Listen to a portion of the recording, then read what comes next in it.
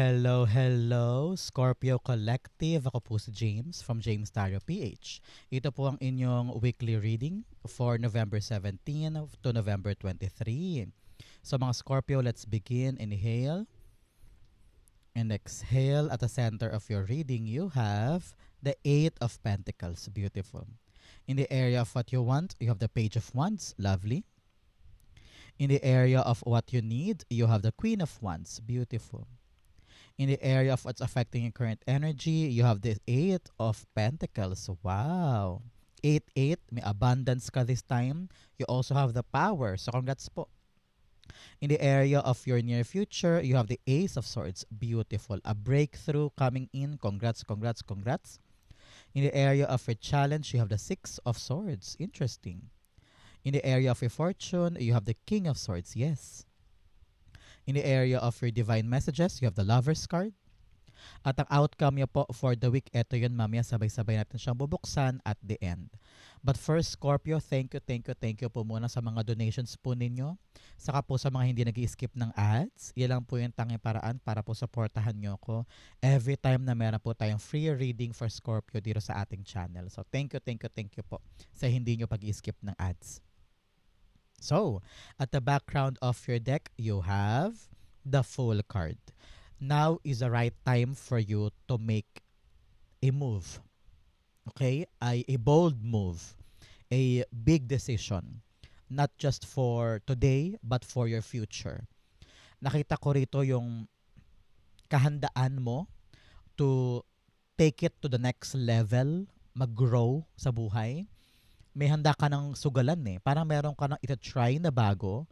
Though kinakabahan ka, meron kang inhibitions, meron kang takot, pero alam mo sa sarili mo na panahon na para gawin tong pagbabago na ito at sumubok, mag-take risk for the betterment of your life. So I'm very, very excited.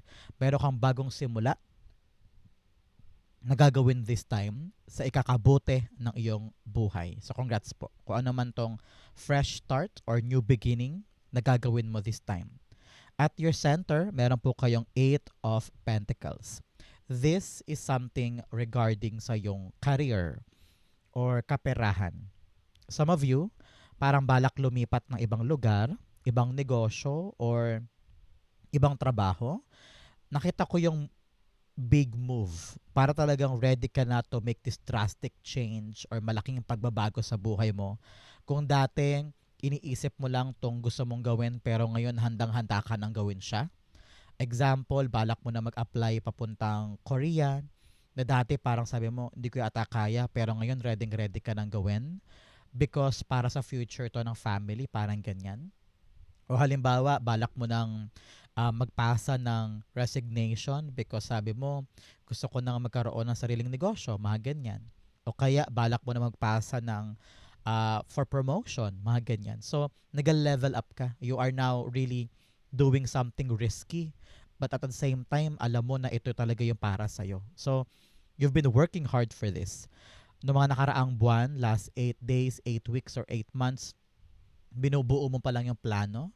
Pero ngayon, handang-handa mo ng tulayan. Sabi mo, chance ko na to for better things. So, congrats po. Sa Eight of Pentacles, clarify natin. Siya nga pala Scorpio, since ito po ay newly weekly reading, ano po yung mga goals mo this week na gusto mong i-claim at matupad? Isulat mo yan sa ating comment section, sa ating manifestation board para matupad. Example, I claim this week that my goal na blank ay makuha ko. Example, I claim this week na yung goal kong mabayaran sa utang ay mangyari na. O kaya yung goal ko na magkaroon o makalipat na ng ibang trabaho ay makuha ko na. Parang ganyan. Okay? So, feel free po to comment down below. The Eight of Pentacles being clarified by the Seven of Pentacles. Yes. Nakita ko rito, ready mo nang iwanan yung isang bagay. Kasi parang feeling mo, it's not working anymore. At yung inaasahan mo dati na dapat magbubunga ay hindi na-reach yung desired mong anticipation or expectation. Kaya ngayon parang sabi mo, kailangan ko ng lumiban or umiba at maghanap ng bagong gagawin kung saan magiging fruitful yung outcome for you. Kasi parang nadala ka, parang napaso ka dun sa huli mong ginawa na parang ano ba yan? Bakit ganun? Bakit hindi nagbunga the way I wanted it to be? And now you are really doing these drastic changes in order for you na this time around, ibang kwento na kumbaga. Iba na yung mangyayari. So, kitang-kita ko rito yung kahandaan mo at saka lakas ng loob mo, Scorpio, to make it happen and to change your life. And I'm very, very proud of you. I don't know why. Um, ang lakas ng confidence na naramdaman ko at saka yung parang uhaw at gutom sa bagong bagay na ikakaunlad, parang ganyan. So, I'm rooting for you. I'm very, very happy for you. So, congrats po. In the area of what you want, you have the Page of Wands. Si Page of Wands, sinasabi na yung spirit guides, gusto mo talagang itry itong bagong bagay. Ano ka na curious ka na Saka nakikita mo yung potential. Sabi mo, uy, try ko kaya to. Subukan ko kaya yan. Parang yan na yung para sa akin. So, ramdam ko yung curiosity mo at saka yung parang adventurous side mo na parang, sige, try natin. Subukan natin, baka ito na yung chance ko for a better life. And nakita ko rito, inaaral mo, no? Baka rito mga nakaraang linggo at buwan, marami ka ng pinaghandaan, nag-research ka na, nagtanong-tanong ka na sa ibang tao kung swak ka ba dito, no? So, kita-kita ko yung excitement in your part for this something new. And huwag ka mag-alala, Page of Wands is a deliverer of good news. So, asahan mo talaga namang ito yung go signal mo to try a new opportunity na potential siyang mag-grow in your life. So, congrats po. Clarify natin, Page of Wands. So Scorpio, curious ako, saan ka nanonood ng ating reading today? Saan parte po kayo ng Pilipinas o buong mundo? Nanonood ng ating special reading? Comment down below. And feel free po to tell me kung saan nanggagaling ang aking mga beloved Scorpio. The Page of Wands. The Queen of Wands, yes. Nilalaksan mo ang loob mo this time. Very, very confident ka. At ramdam ko yung positive aura mo na, sige, try natin, mag-workout sa akin yan. Gawin natin yan. So, umaapaw yung confidence mo dito. At yung tiwala mo sa kakayanan mo na kaya mong maneobrahin itong bagong paparating. Nakita ko rito, you're gonna be enjoying this new endeavor. Paangat ka na dito. And mararamdaman mo na dito ka swak. Para kang, alam yung missing puzzle piece, ikaw na lang yung kulang, bigyan nilagay ka doon, kompleto na. So, this will be a satisfying new era para sa'yo. At dito ka mag-excel, dito ka mag-enjoy, ramdam na ramdam mo na swak ka dyan. So, congrats po. In the area of what you need, you have the Queen of Wands. Queen of Wands, yes, dalawang beses pa lang lumabas. You need talaga to put out your best effort. Ipakita mo yung galing mo, ipakita mo yung kakayanan mo, ipakita mo na ikaw yung best person for this opportunity. Na wala silang dapat isipin kundi ikaw lang, no? Nakita ko rito, ipamalas mo yung charm mo, yung husay mo, yung kakaibang magnetic power mo. Napaka ano mo ngayon napaka-attractive mo, napaka charming mo na everybody pagpasok mo sa pinto, kitang-kita ka, no? You are the apple of their eyes. Very, very noticeable ka. Kaya ngayon, huwag kang matakot pag meron kang kailangan kausapin, meron kang kailangang puntahan na lugar, huwag mong ibaba ang iyong confidence. Taas noo ka dapat lagi because you're gonna achieve it. Narinig ko dito, sabi ng iyong spirit guides, huwag ka na daw makikinig pa sa opinion ng ibang tao or judgment sa'yo ng ibang tao. Ang mahalaga, mahal mo sarili mo. Authentically, you are sure of yourself. Lahat ng gagawin mo, kakayanin mo. Okay? The Queen of Wands. The Ace of Wands, yes. Sabi dito, be confident in your idea. Meron kang idea, meron kang gustong gawin, meron kang plano.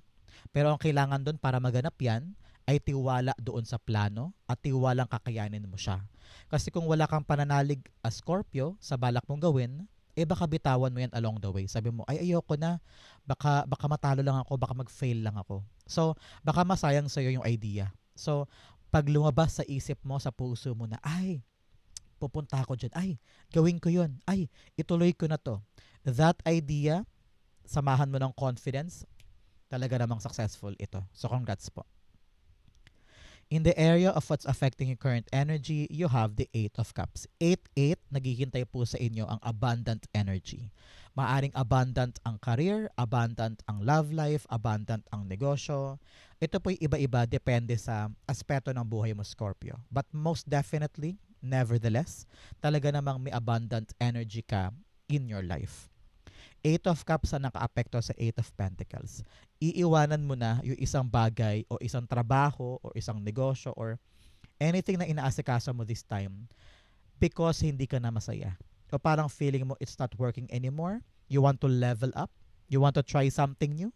Both cards are talking about moving past something na hindi na para sa'yo.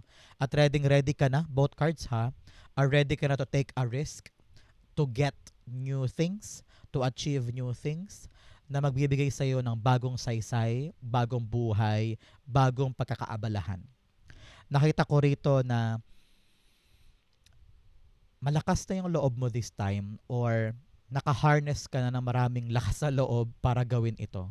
Kasi na-realize mo na with the eclipse here, yung araw at buwan na magkapatong na yan ay pagbasag sa ilusyon. Akala mo maganda to, akala mo perfecto, akala mo okay sa'yo tong trabahong to. Na-realize mo, ay, meron pa pala ako iaangat, hindi lang pala ako para dito o hindi lang ako permanente dito. I want more. I want to achieve more. So, nababasag mo na yung ilusyon na akala mo okay na yan pero hindi pa pala. So, you are reaching a new heights. At ready kang habulin yung bagay na yon o yung oportunidad na ito na magdudulot sa iyo ng contentment, satisfaction, fulfillment na wala na doon sa iiwanan mo. So, kitang-kita ko talaga dito yung kahandaan mo to try something new and to elevate your life. So, for some of you, aalis ng kumpanya, aalis ng trabaho, maghahanap ng mas magandang trabaho, o kaya aalis ka na sa dati mong bahay, sabi mo, time na for me to leave because kailangan ko mag-focus sa ikaka-unlad ko on my own. O kaya you're leaving the Philippines, going to abroad kasi sabi mo, nandun ang kapalaran ko, doon ako magiging maligaya. So, this risky movement will benefit you sooner than later, okay? Eight of Cups, yeah. Page of Pentacles, yes. Talagang merong kang aabutin at makukuhang bagong oportunidad. Here, hawak-hawak mo na. Umalis ka sa isa at ito ka ngayon. Hawak-hawak mo na yung bagong mong pagkakaabalahan na dito nire-require ka, Scorpio, na yung spirit guides na aralin, ha? Hindi porket umalis ka sa isa at meron kang bagong gagawin, kampante ka na. Hindi. Kailangan yung bago mong yayakapin na endeavor or blessing, dapat gawin mo yung effort mo para kilalanin siya, aralin, buhisiin, so that you will know kung ano yung mga dapat mong gawin para lumago yan sa buhay mo. Parang ganun, okay? So, congrats po. Sabi na yung spirit guides, make this your top priority. Gawin mo lahat na makakaya mo para mapiga mo tong new blessing na to at makuha mo yung matamis na katas. Okay? In the area of your near future, you have the Ace of Swords. Yes, panalo ka. Pagkatapos mo iwanan yung mabigat, pagkatapos mong ang tawag dito, pagkatapos mong habulin o mag-take risk sa isang bagay na alam mong panahon na para magkaroon ng big move, eto ka, winning. Winning in life. Getting that triumph or tagumpay na inakala mo nung una hindi mo kaya pero eto ka, napakamatagumpay mo. Breakthrough energy ito. Ibig sabihin na lagpasan mo yung hirap, yung pagod, yung kayod sa bagong simula na ito. And here you are. Standing tall and saying to yourself, buti pala tinapangan ko. Buti pala sumugod ako because winning is in your energy. Congrats po. At magiging malinaw na sa'yo, Scorpio, ha? In your near future, asahan mo 1 week from now, 2 weeks from now, or a month from now, a year from now, talagang lilinaw sa'yo yung nangyari. Na parang, kaya pala iniwanan ko yun because eto yung para sa akin. So, kaya pala, buti na lang tinapangan ko kasi dito pala ako dadalhin ng tadhana. Parang ganyan. So, a breakthrough and clarity will be coming to you. Ace of Swords. The Two of Swords. Yes. Wow. 1 to 2. So, talaga may elevation ng buhay. Nakita ko rito na In the near future, magiging malinaw sa'yo yung mga bagay na gusto mo at yung mga bagay na hindi na para sa'yo. Kaya magiging madali talaga sa'yo ang umalis eh. And also to chase the greatness o elevation o pag-angat ng karera mo, ng negosyo mo, ng buhay mo, ng passion project mo. And sa bawat kalinawan na nakuha mo sa sarili mo, magiging madali sa'yo ang magdesisyon o harapin yung problema at kunin yung tamang hakbang. So, sabi na yung spirit guide sa tuwing naiipit ka sa magkaibang direksyon o may kaibang pamimilian, dapat daw maupo ka muna at mag-isip sa'yo mo, okay, kung dati nagawa ko, magagawa ko ulit ngayon. Ang kailangan ko lang talaga, tiwala sa sarili, wag matakot, wag mangamba, matutong mag-relax para mahanap mo yung tamang sagot at tamang direksyon sa mga pamimilian mo. Okay? Good for you. In your challenge, you have escapism. Sabi ng yung spirit guides, okay lang daw paminsan-minsan na iwasan mo ang problema. Para makahinga ka, para mahanap mo yung paggaan ng damdamin. Pero dapat pag nag-escape ka, babalik ka pa rin ha, para solusyonan yung problema. Kasi marami sa atin iwas ng iwas, maraming excuses, kung ano-ano ang dahilan para maiwasan lang yung issue. Ang nangyayari, pabalik-balik yung issue. Hindi mo siya talaga na-eliminate. Pero kung mag-escape ka today, gawin mo yan, go push para sa mental health mo din and also for you to recharge and to think things through. Pero babalik ka pa rin para isolve siya. Para hindi na siya pabalik-balik sa buhay mo, okay? Another message, you have arrogance. Wag daw arrogante. Dapat daw tinatanggap mo yung kamalian mo, tinatanggap mo yung kabulukan mo, tinatanggap mo yung mga mali mong ginawa. Be accountable with your own mistakes. Diyan nag-uugat yung pag-angat mo, tagumpay.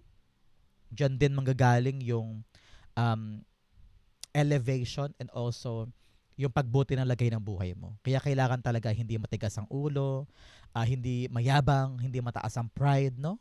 If you know, kung alam mong mali ka, mali ka. Kung alam mong dapat itama to, itama to.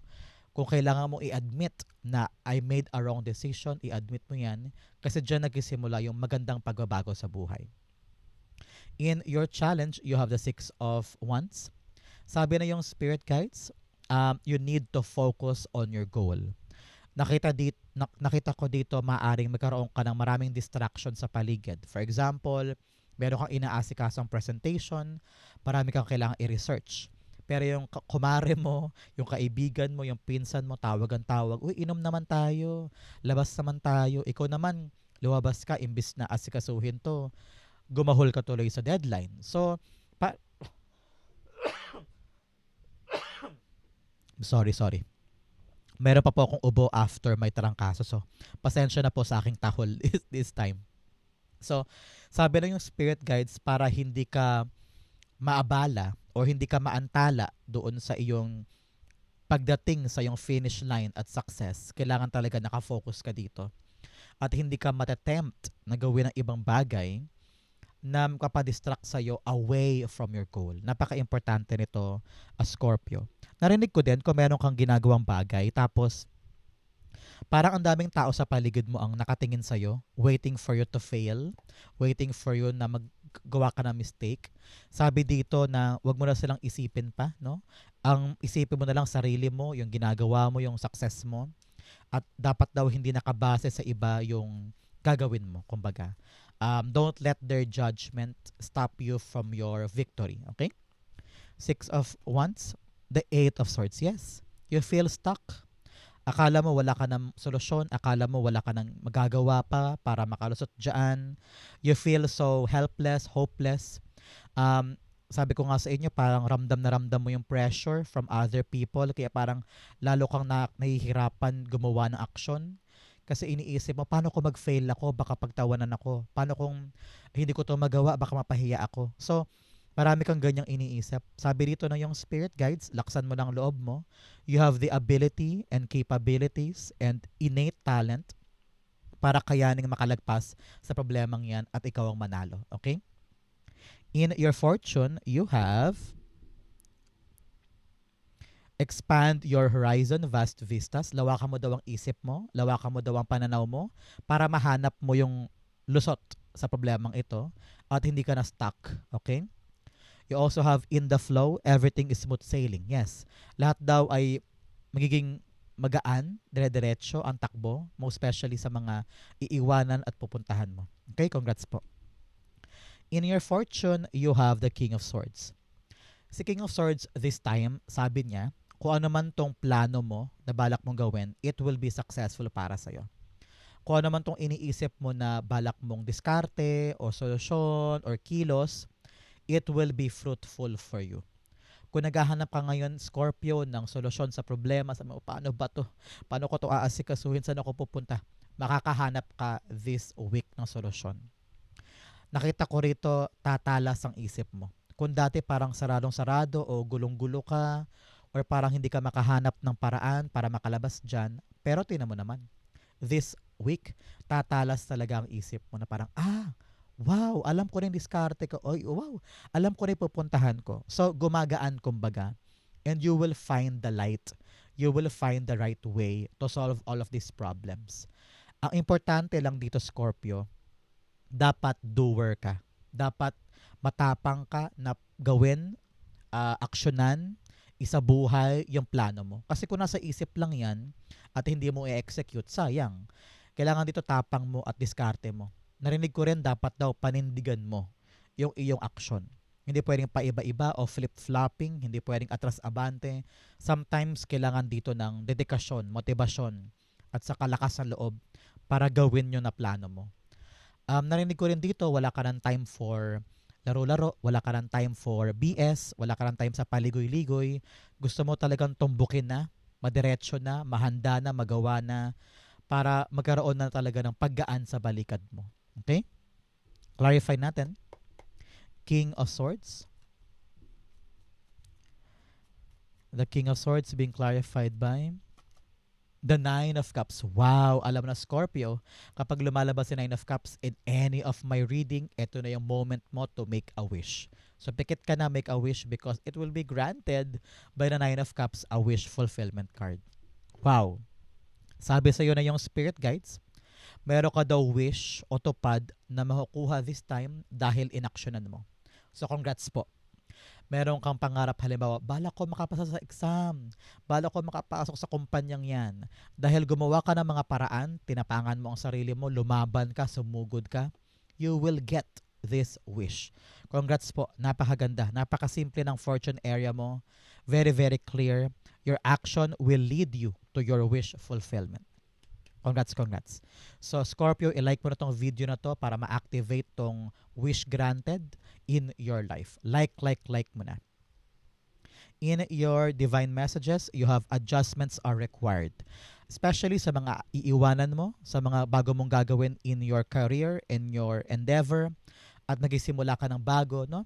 Panahon na para mag-adjust ka. Daanan mo, maging flexible ka, maging maparaan ka para makuha mo yung tamang diskarte in this new beginning. You also have work through your fears. Labanan mo lahat ng takot mo. Ito yon. Lahat ng takot mo, lahat ng iniisip mo na negative o hindi ko kaya, hindi ko magagawa, paano ba to? Pag nalabanan mo yan, diretso ka sa tagumpay mo. In your divine messages, Scorpio, sabi na yung spirit guides, the Lover's card.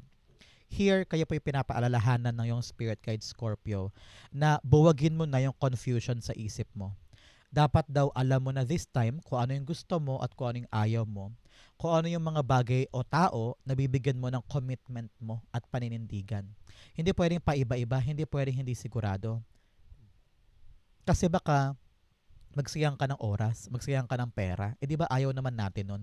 Hindi naman tayo lahat mayaman, di ba? Para gawin yun. So, we don't have many options or many opportunity para magsayang ng oras. So, ikaw, dapat daw, malinaw na sa'yo kung ano talaga ang nais mo. Para madali ka na makapunta sa fulfillment nito. Sabi na yung spirit guides, in whatever you're doing, Scorpio, use your love. Use your passion. Kasi kung ilalaan mo daw ang pag-ibig mo sa mga bagay na ginagawa mo, magiging successful yan. At kahit gaano kahirap, kahit gaano nakakapagod, kung mahal mo talaga yan, pag sumikapan mo, hindi mo susukuan siya. Okay? The Lover's card The World card. Yes, kakasabi ko lang. Kung mahal mo yan, di mo yung susukuan. Kung talagang yan ang papanindigan mo at ilalagay mo lahat ng passion mo dyan, pag-ibig mo dyan, sigurado ang success. Sigurado ang acknowledgement and also recognition, kumbaga. So, kung meron kang ginagawa ngayon, mahalin mo para magtagumpay ka dyan. Okay? Outcome mo yan, Scorpio. But first, bigyan mo na kita ng fortune cards. Unang-una, broom, new home, new attitude. Yes, talaga may mga bago kang pupuntahan, bagong galawan, bagong lugar. Congrats po. You also have owl, good advice from a wise person. Makakarinig ka daw this time ng magandang payo mula sa isang wais na tao. So makinig ka daw para magamit mo bilang balanse or magkaroon ka ng lumipad, kunin natin, para magkaroon ka ng magandang tawag dito, magandang pananaw pagdating sa mga action mo. Lumipad siya, so kunin na natin. You have barrel. You feel something is lacking in your life, perhaps love, money, or goals.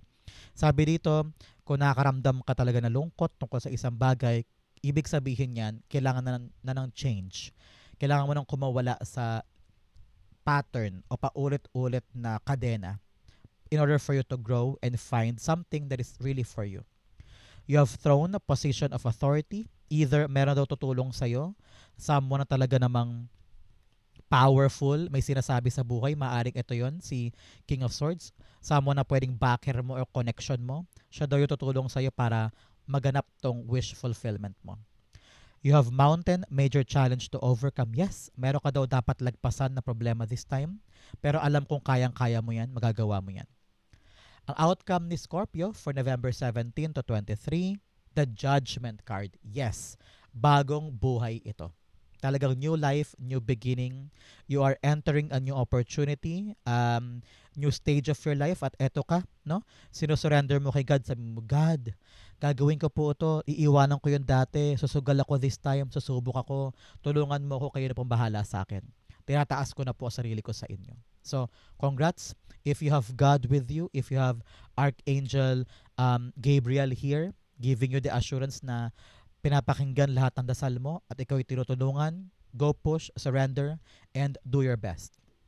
Talagang nasa bagong antas ka na ng buhay mo. You're being advised, Scorpio, na lagi mong tignan ng mga panaginip. Kung lahi ka nakakita ng mga angel number, mga 1111, 333, or 222, yan ay mga sign or messages from your angel guide na kailangan mo i-search sa Google kapag nakikita mo. For example, kumakain ka sa restaurant tapos iniisip mo halimbawa ay isang problema, bigla ka nakakita ng angel number na halimbawa 111. So, i-search mo agad. Ano ibig sabihin ng 111 angel number? Tapos, i-connect mo siya doon sa iniisip mo the moment na nakita mo yung number. Doon mo makikita yung message sa'yo na yung angel guide. Okay? Judgment card.